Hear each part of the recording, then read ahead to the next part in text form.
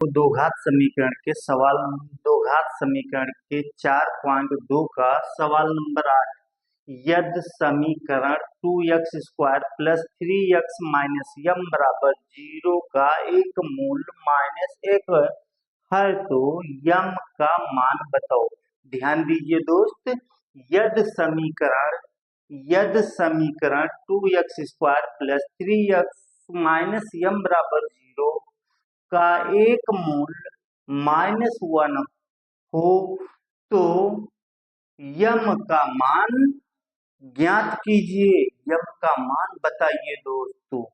किसी दो घात समीकरण में यदि एक मूल आपको मालूम हो तो दूसरा मूल हम कैसे निकालेंगे और यम का मान कैसे निकालेंगे दोस्तों। मूल क्या है?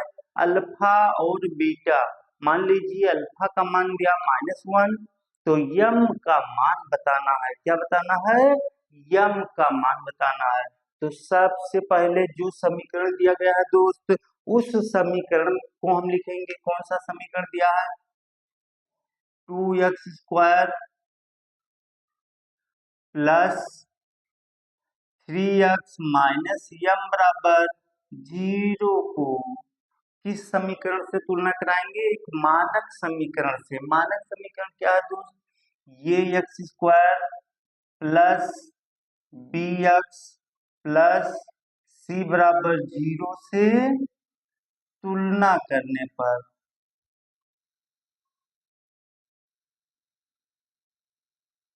क्या करने पर दोस्त?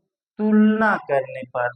तो यहाँ दोस्त जो समीकरण में जो सबसे पहले लिखा है वो ये हो जाएगा। ये बराबर कितना हो जाएगा? 2।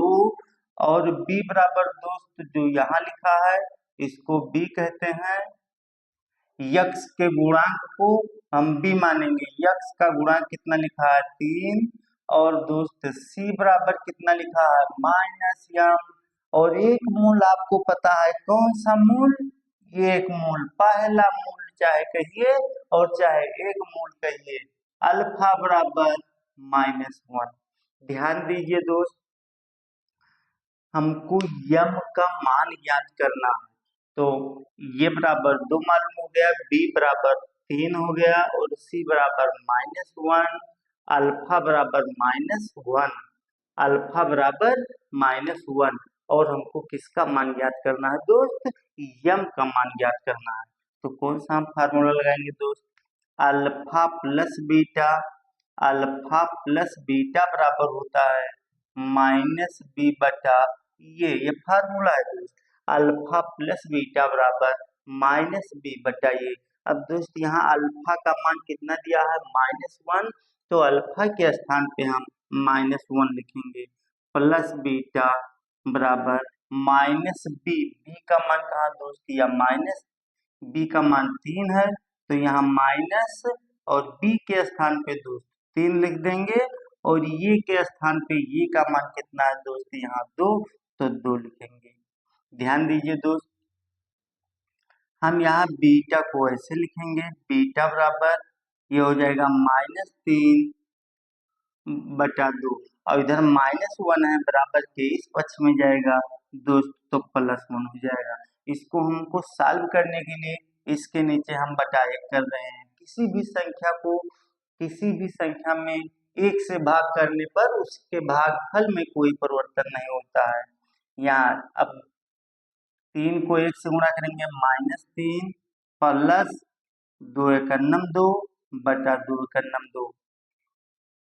ध्यान दीजिए 3 को 1 से गुणा करें तो 3 एकन्नम 3 और प्लस है तो प्लस लगा दिए 2 एकन्नम 2।